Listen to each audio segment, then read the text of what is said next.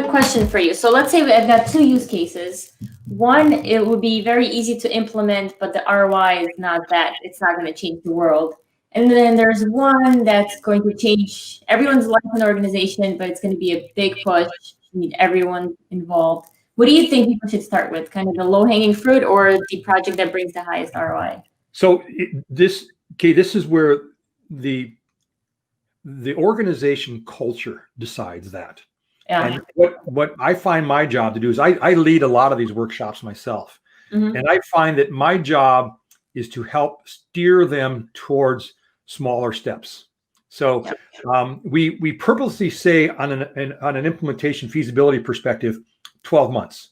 What can you do in 12 months? Now, when you say 12 months, it wipes out a lot of those cure world hunger kind of things. Yeah. Because you've got to do things in 12 months. Because by the way, if you don't do it in 12 months, that CIO is probably gone anyway, right? So there's a sense of urgency. You need to create a sense of urgency. You got to be kind of a bit of a a-hole, but you got to create a sense of urgency that says you're sitting on a gold mine. Why are you going to take 5 years to monetize that? Yeah. And by the way, you don't need to spend $20 million and spend 5 years and cost thousands of lives and hope at the end something of value squirts out.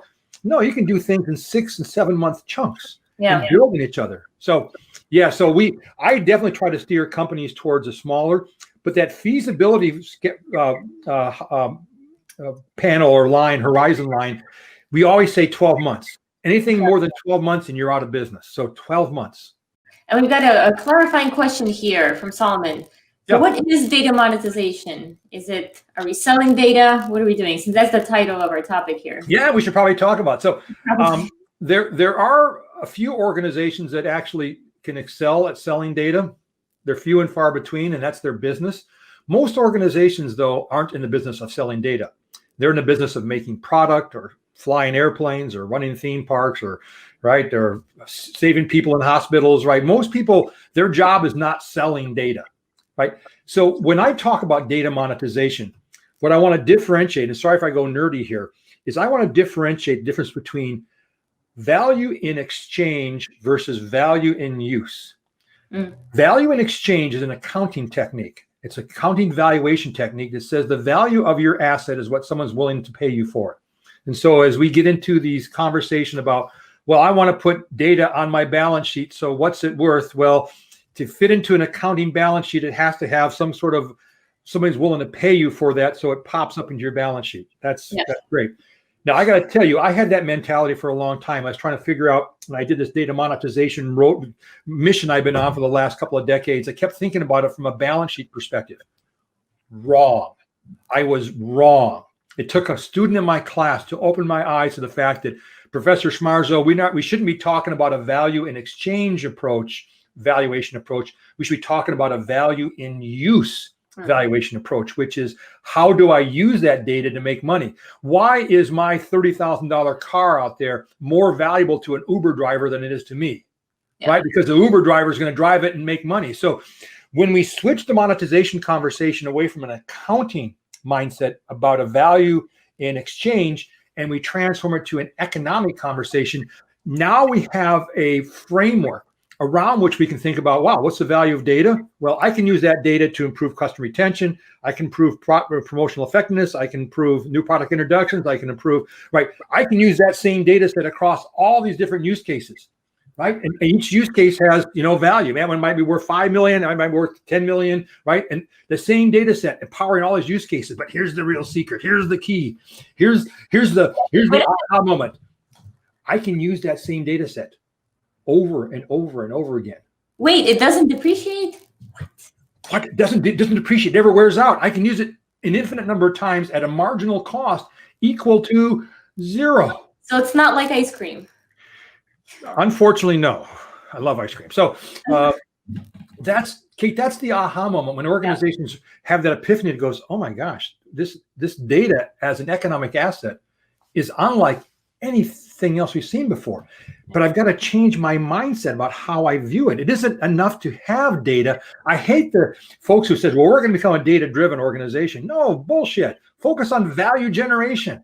Having used data to generate value, having data it's got latent value at best. Turn it into kinetic energy, right? Put it in motion. Get shit done. So speaking of value, right?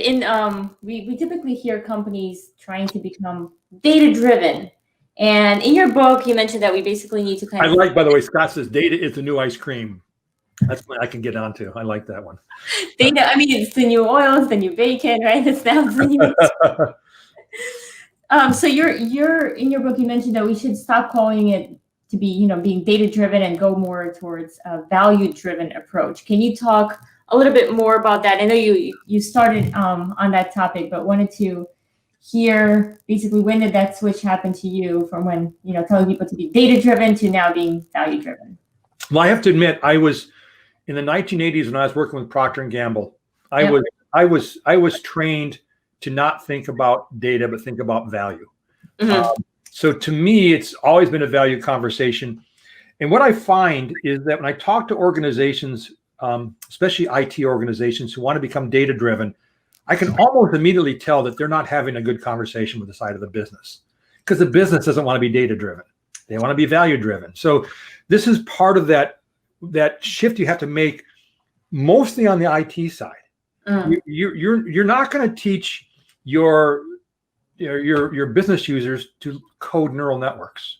That's not what they do, right? They're experts at media planning and buying and prescribing medicines and marketing products and selling stuff, right? So it's on IT. It is on IT to change their frame and stop talking about, we got data, so we must be smart. Start talking about, how do we take that data and have a conversation with the business side over here around, how do I create value for them?